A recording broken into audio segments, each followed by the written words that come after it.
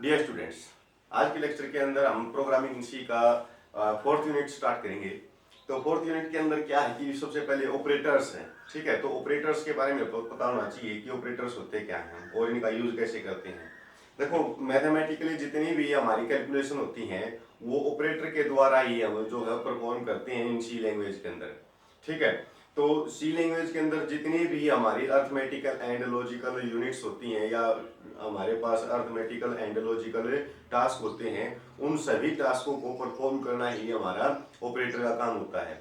ठीक है, इसका यूज अगर हम देखें तो ये डाटा और वेरिएबल्स के बीच में परफॉर्म करता है। ठीक है, तो कैसे परफॉर्म करता है, जैसे ऑपरेटर होते क्या है, ऑपरेटर हमारे कई तरह के होते हैं। आपकी जो बुक है इसके अंदर 8 तरह के ऑपरेटर दे रखे हैं। ठीक है, तो सबसे पहला है आपके पास arithmetic operator. Arithmetic operator operators. Second है आपका relation operator, relational operator. Third है आपका logical operator, logical operator. Fourth है आपका assignment operator, assignment operator operator. ठीक है, और फिफ्थ आपका increment and increment increments and decrement operator.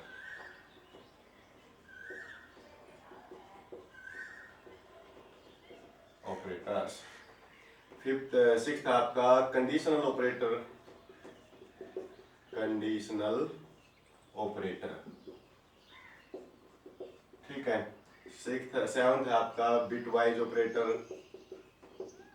Bitwise operator, operator लिखना है।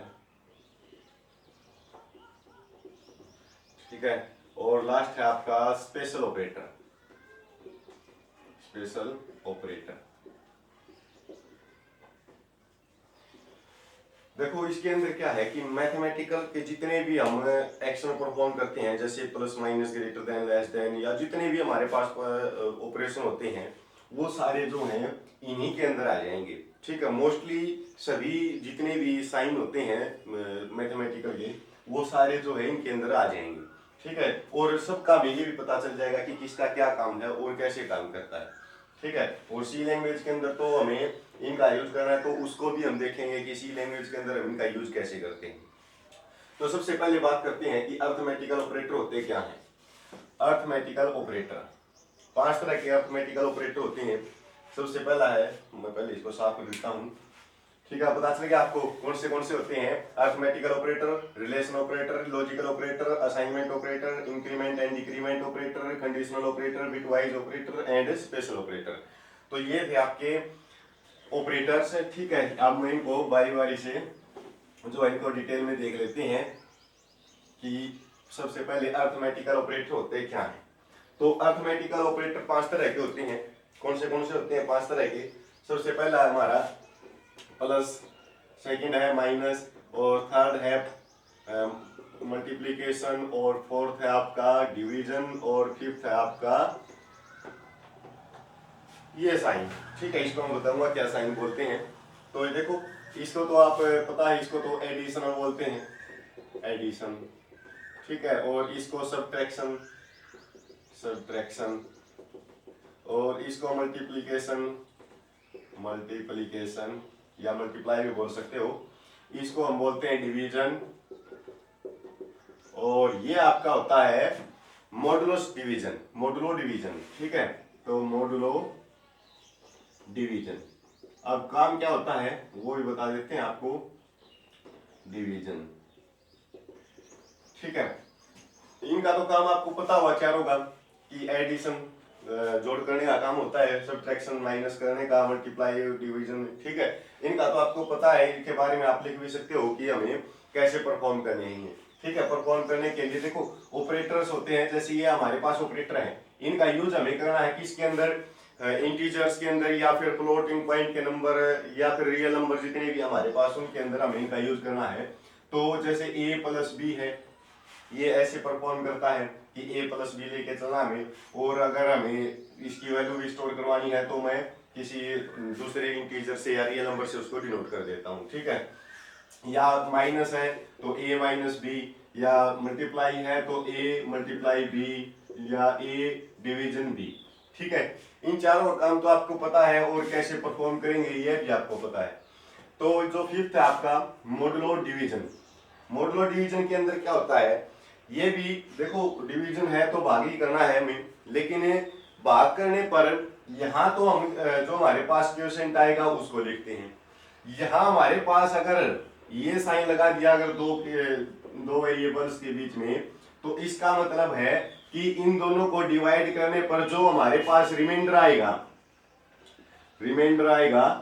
वो हम लिखेंगे। यानी कि इसका आंसर क्या हुआ, देखो यहाँ तो हम डिवाइड करेंगे तो क्वोशिएंट जो आपके पास आएगा वो लिखेंगे आंसर इसका, और यहाँ पर जो रिमाइंडर आएगा वो लिखेंगे, ठीक है। आपने फर्स्ट ईयर के अंदर मॉडुलो का जो है वो किया भी था कि इसके ऊपर एक मैथ भी था पूरा, उसके अंदर हमें मॉडुलो का यूज करना था, मोड, ठीक है, मोड एम का, ठीक है। तो अगर नहीं आता तो मैं आपको बता देता हूँ कि मॉडुलो डिवीजन का मतलब क्या है कि हमें रिमाइंडर यानी कि रिमाइंडर मिलेगा हमें यहाँ से, अगर हमें कोई भी दो वेरिएबल्स के अंदर इसको परफॉर्म करते हैं तो, ठीक है। तो इसके बारे में आपको दे रखा है arithmetical operator used to perform arithmetical operation on the data.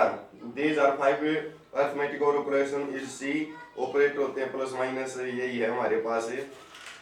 और इसके अंदर है however there is a library function to carry out its operation. The operation act upon the arithmetical operators must represent numerical value. numerical value को ही represent करेगा। The operator can be integer quantities, floating point quantities, यानी कि जो operator होते हैं वो integer quantities होती हैं, या फिर फ्लोटिंग पॉइंट, यानी कि अगर हम ऐड करेंगे माइनस करेंगे तो क्या होता कि या तो हमें पूरी कोई संख्या मिलेगी, यानी कि इंटीजर नंबर मिलेगा प्लस या माइनस का, या फिर फ्लोटिंग पॉइंट बोल रखा है तो इसका मतलब डेसिमल के अंदर भी वैल्यू मिल सकती है हमें 2.5, 6.7, ठीक है। एंड करेक्टर, देखो करेक्टर वैल्यू भी बोल रखा है इसने, लेकिन करेक्टर वैल्यू के ऊपर एक इसने कंडीशन दे दी है, having a corresponding numerical value, यानी कि जब उसकी न्यूमेरिकल वैल्यू होगी जब हम करेक्टर का यूज करेंगे। वैसे तो character A B C D यानी कि कोई भी एक वर्ड होता है, ठीक है, इसके अंदर हम यूज नहीं कर सकते, लेकिन न्यूमेरिकल वैल्यू है तो फिर हम उसका यूज कर सकते हैं। जैसे a = 10 है, तो अब a तो है वो तो करेक्टर है आपका, लेकिन a की वैल्यू 10 है, न्यूमेरिकल वैल्यू है a की, तो न्यूमेरिकल वैल्यू है तो इसका मतलब a क्या है, अब वैसे तो करेक्टर था ये, लेकिन अब क्या है ये न्यूमेरिकल वैल्यू के अंदर है तो इसको हम परफॉर्म कर सकते हैं इन ऑपरेशंस के अंदर, ठीक है। अच्छा, the modulo division require that both operator be integer and the second operator non zero, यानी कि वो इंटीजर के ऊपर भी अप्लाई कर सकते हैं हम इसको, और इसके ऊपर भी, किसके ऊपर, फ्लोटिंग पॉइंट के ऊपर भी।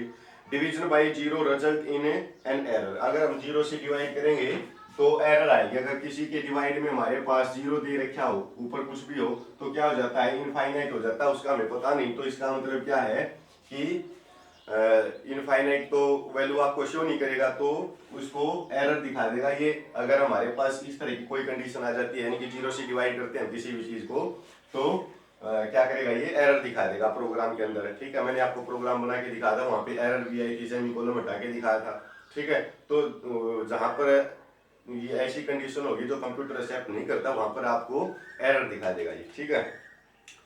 अच्छा, इंटीजर अर्थमेटिक और रियल अर्थमेटिक, यानी कि ये इंटीजर अर्थमेटिक के ऊपर कैसे परफॉर्म करता है वही 2 नंबर लेके चलेंगे हम, ठीक है।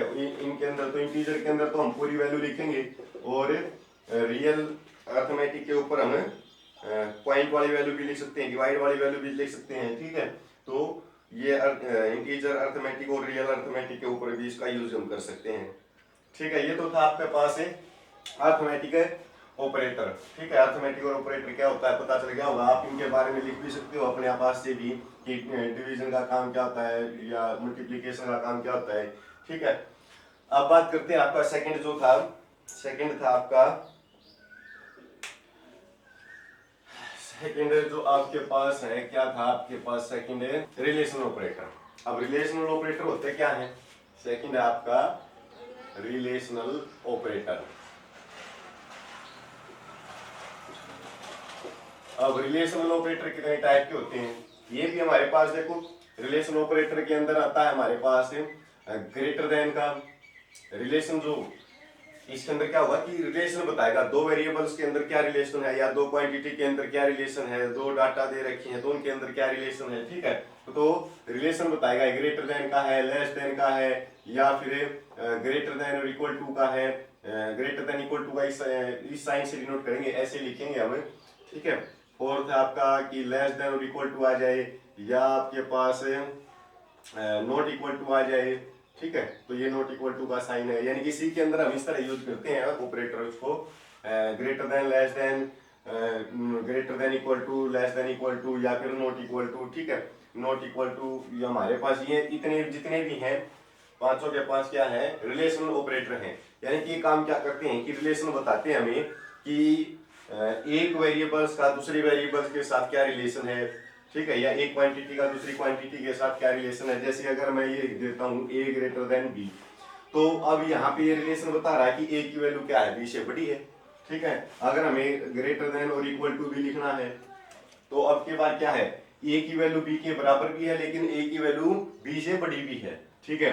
तो ये इस तरह जो हम यूज करते हैं, इस हमें इसका तो पता ही है कि सी लैंग्वेज के अंदर जो है, वैसे तो हम अगर मैथ के अंदर लेके चले तो नॉट इक्वल टू हम ऐसे लेके चलते थे, ठीक है, और लेस देन इक्वल टू का साइन इस तरह लेके चलते थे, लेकिन सी लैंग्वेज इसको एक्सेप्ट नहीं करता।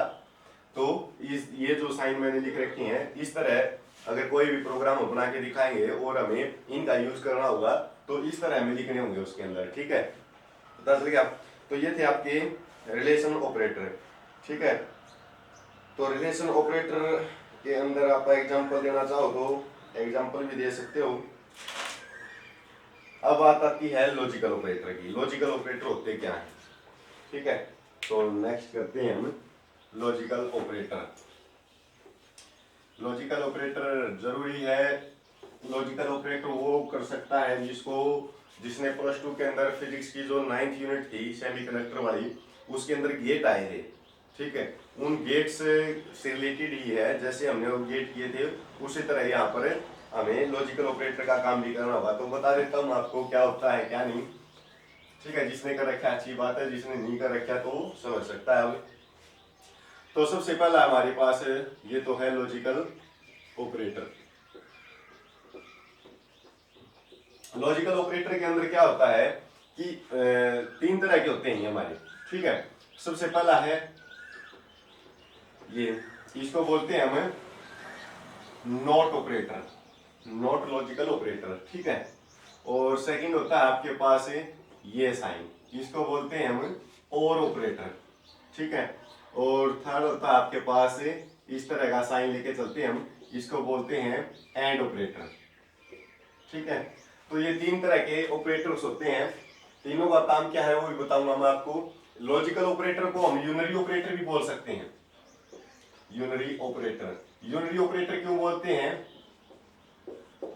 क्योंकि यूनरी के अंदर हमें बाइनरी नंबर लेके चलना होता है। बाइनरी नंबर क्या होते हैं, 0 और 1, ठीक है। तो 0 और 1 ये दोनों नंबर्स इसके अंदर यूज होंगे, यानी कि या तो आउटपुट आपकी 0 आएगी या आउटपुट आपके पास 1 आएगा, ठीक है। ये 2 तरह के रिजल्ट आएंगे आपके पास, या तो 0 के अंदर आएगा रिजल्ट या 1 के अंदर आएगा।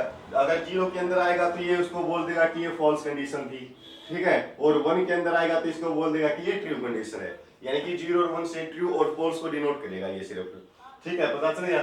तो देखो सबसे पहले हम बात करते हैं कि एंड ऑपरेटर की। तीनों ऑपरेटर्स का काम क्या होता है, पहले तो तीनों ऑपरेटर्स का काम होता है हमारे पास की कोई भी 2 कंडीशन है, 2 या 2 से ज्यादा कंडीशन है, उनके बीच में ये भी क्या करता है, रिलेशन डिफाइन करता है, ठीक है। दोनों के बीच में एक लॉजिक डिफाइन करता है कि लॉजिक क्या है, क्योंकि लॉजिकल ऑपरेटर है तो लॉजिक ही डिफाइन करता है। तो मैं जैसे एग्जांपल के तौर पे आपको बता देता हूँ कि a + b ग्रेटर देन है c से, ठीक है। और हम एंड ऑपरेटर का यूज कर लेते हैं एंड, या फिर आप और का भी यूज कर सकते हो, and c greater than two 10, ठीक है। तो ये कंडीशन हम लेके चले हैं।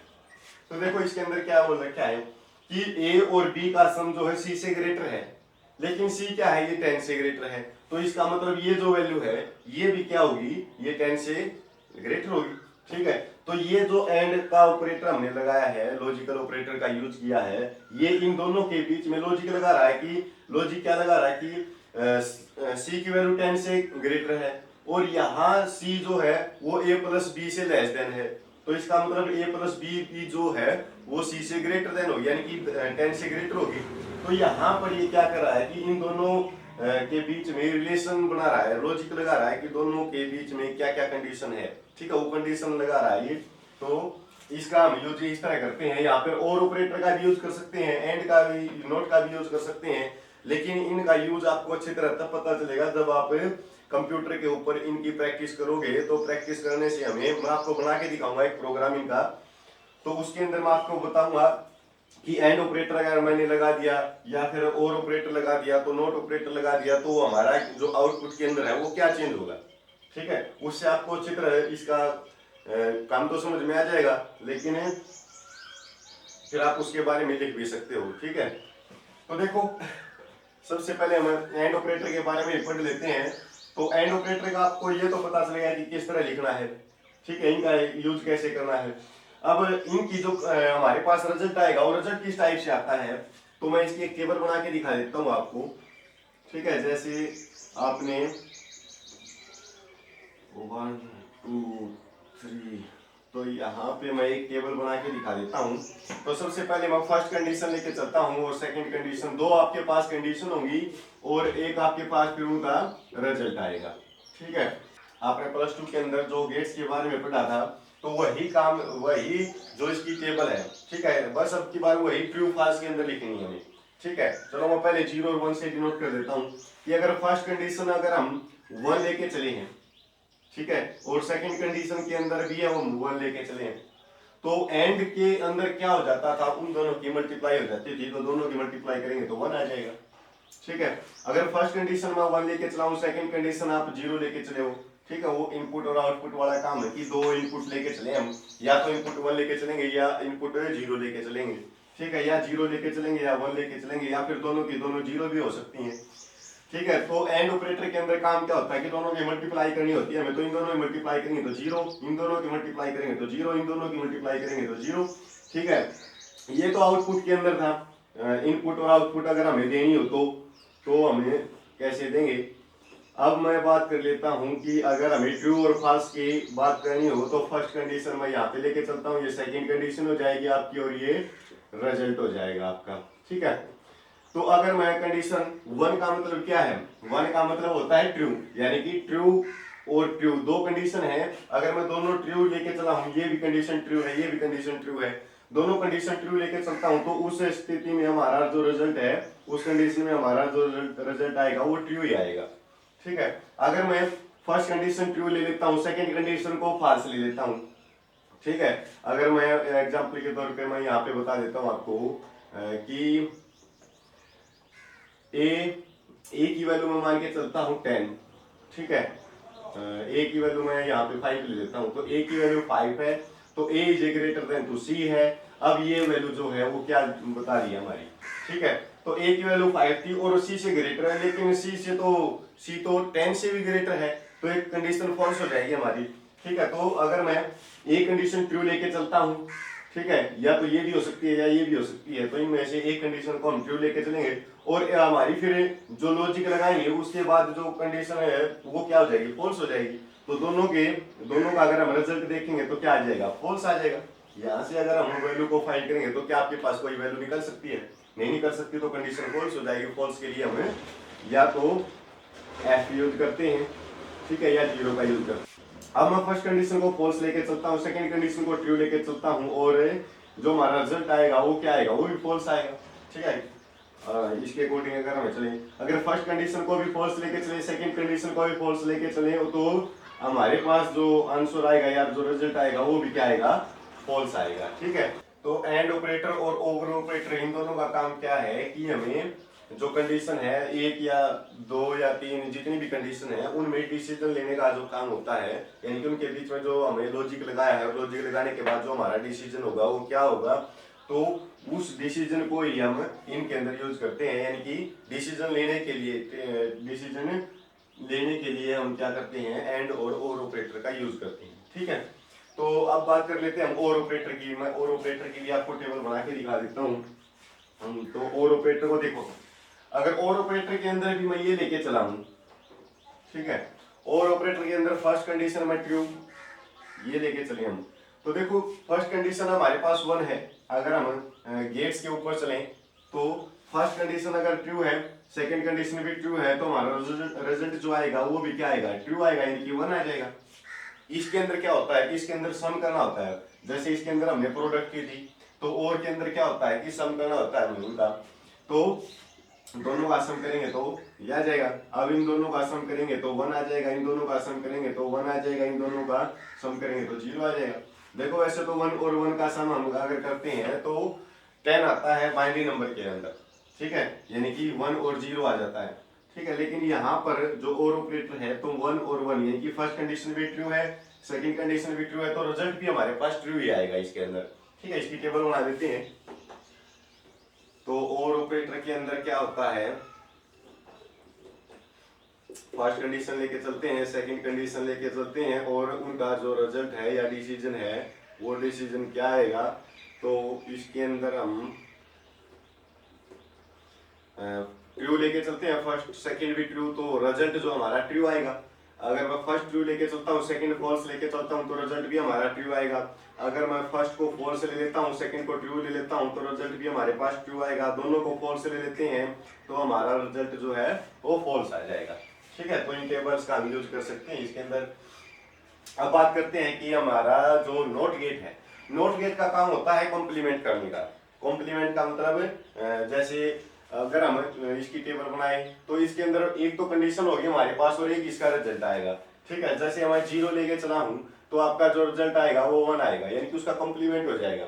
ठीक है, यानी कि अगर मैं फॉल्स कंडीशन लेके चला हूं तो आंसर आपका ट्रू आएगा। ठीक है, इसके अंदर ये उल्टा होता है।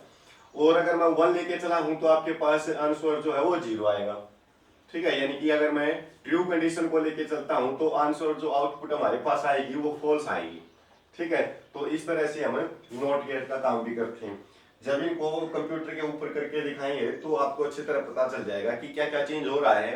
अगर मैं और ऑपरेटर का यूज कर रहा हूँ तो यहाँ पर तो आपको सिर्फ ये पता चला कि इनके दोनों की मल्टीप्लाई करनी है या सम करना है। ठीक है, ये तो कंप्यूटर के ऊपर ही पता चलेगा कि वो मल्टीप्लाई करने पर हमारे पास आउटपुट क्या आ जाती है, और इन अगर मैं सम कर देता हूँ, यानी कि और एंड ऑपरेटर का यूज करता हूँ, तो फिर क्या क्या आउटपुट आ रही है हमारी। ठीक है, इसके बाद बात करते हैं हम असाइनमेंट ऑपरेटर। असाइनमेंट ऑपरेटर क्या होते हैं, तो ये तो 3 ऑपरेटर तो आपने कर लिए हैं। अब बात करते हैं असाइनमेंट ऑपरेटर की। तो थर्ड फोर्थ है आपका असाइनमेंट ऑपरेटर।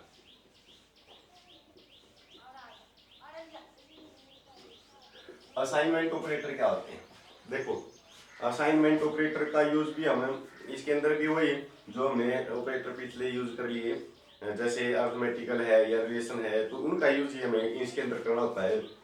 लेकिन इसकी जो लिखने का स्टाइल है वो अलग है। लिखने का स्टाइल कैसे अलग है, इसके अंदर हम लिखते हैं जैसे a प्लस या इक्वल टू b। ठीक है, अगर a और b के अंदर दो कंडीशन लेके चले, एक कंडीशन लेके चले, तो ये क्या कंडीशन बता रही है। सी लैंग्वेज के अंदर तो हमें इस टाइप से लिखना है। ठीक है, लेकिन हमारे पास जो हमें जो इसका ये पता होना चाहिए कि क्या लिख रखा है, तो उसके लिए इसका मीनिंग क्या होगा, इसको समझेंगे कैसे कि क्या लिख रखा है। तो इसका मतलब होता है कि a is equal to a plus b। ठीक है, तो ये इसका मतलब होता है, अगर और लेके चले तो a minus is equal to b, तो इसका मतलब हो जाएगा a is equal to a minus b। ठीक है, अगर मैं मल्टीप्लाई के केस में लेके चलूं तो इसका मतलब हो जाएगा a is equal to a multiply b। ठीक है, कोई भी हमारे जो और ऑपरेटर भी यूज कर सकते हैं, जैसे डिवीजन का भी ले सकते हैं, a लेस देन या परसेंटेज का मॉडुलो डिवीजन का। ठीक है, इनका भी हम यूज इसके अंदर कर सकते हैं। तो a परसेंटेज भी बोल सकते हो आप इसको, या फिर मॉडुलो डिवीजन भी बोल सकते हो, क्योंकि सी लैंग्वेज के अंदर तो रिमाइंडर का काम करता है ये। तो ये आपके पास, यानी कि इस तरह तो हम सी लैंग्वेज के अंदर इनका यूज करते हैं, और इनका मतलब क्या होता है उसको समझने के लिए इसको हम इस टाइप से लिख लेते हैं। ठीक है, अब इसको अगर सी लैंग्वेज के अंदर हम ये बोले कि इसका सिंटैक्स किस तरह होगा, यानी कि ये जो लिख रखा है ये इसको हम कैसे बोलेंगे, तो ये तो आपका होता है आइडेंटिफायर। आइडेंटिफायर, तो आइडेंटिफायर, और फिर हम यूज करते हैं किसका, असाइनमेंट ऑपरेटर का। ठीक है, तो असाइनमेंट ऑपरेटर का यूज करते हैं। ठीक है, उसके बाद हम फिर लगाते हैं कंडीशन, हमारी जो स्टेटमेंट होती है वो, यानी कि स्टेटमेंट भी बोल सकते हैं आप इसको, या फिर एक्सप्रेशन भी बोल सकते हो, एक्सप्रेशन एक्सप्रेशन। ठीक है, तो इस तरह हम लिखते हैं। पहले आइडेंटिफायर का यूज करते हैं, यानी कि किसकी वैल्यू हमें फाइंड करनी है उसको हम आइडेंटिफायर बोलते हैं। ठीक है, उसके बाद असाइनमेंट ऑपरेटर का यूज करते हैं। हमें असाइनमेंट ऑपरेटर कौन सा लेके चलना है, किस टाइप से लेके चलना है। उसके बाद एक्सप्रेशन या फिर स्टेटमेंट जो आपकी होती है कि किसके साथ हमें रिलेशन बनाना है, यानी कि ये जो हमारी कंडीशन आएगी वो एक्सप्रेशन क्या होगी। ठीक है, तो इस तरह से जो है हम सी लैंग्वेज के अंदर असाइनमेंट ऑपरेटर का यूज करते हैं। अगर मैं एक एग्जांपल के लिए आपको बताऊं कि ए आपको दे रखा हो a plus is equal to a plus 5। ठीक है, इस तरह कोई कंडीशन दे रखी है, तो यही है, ये तो आइडेंटिफायर है, ये असाइनमेंट ऑपरेटर है, और ये आपकी एक्सप्रेशन है। ठीक है, ये आपकी स्टेटमेंट होगी। तो इसको हम लिखेंगे कैसे, यानी कि इसको समझने के लिए हम क्या लिख सकते हैं, a is equal to a plus 5। ठीक है, इस टाइप से लिख सकते हैं इसको। तो यहाँ पर ए की जो वैल्यू होगी ए प्लस ए कर देंगे, फिर उसके अंदर 5 ऐड हो जाएगा, कंप्यूटर ये अपने आप उठा लेगा इसको, अगर हम ये ऑपरेशन लगा देते हैं। ठीक है, स्टेटमेंट अगर आपको तो थ्योरेटिकल के अंदर भी लिखना होता है, तो ये भी हो सकता है कि हमारे पास ये कंडीशन आ जाए और हमें ये पूछ ले कि सी लैंग्वेज के अंदर इसको कैसे लिखेंगे। तो सी लैंग्वेज के अंदर लिखने के लिए हमें इस तरह इसका यूज करते हैं। ठीक है, तो ये तो थे आपके असाइनमेंट ऑपरेटर। तो अब बात आती है इंक्रीमेंट और डिक्रीमेंट ऑपरेटर की। तो बाकी जो ये तो 4 तरह के ऑपरेटर तो मैंने आपको बता दिए हैं। ठीक है, तो नेक्स्ट लेक्चर में मैं 4 तरह के ऑपरेटर आपके और बचते हैं, तो उनका यूज कैसे करेंगे वो भी आपको नेक्स्ट लेक्चर में कर देंगे। Thank you.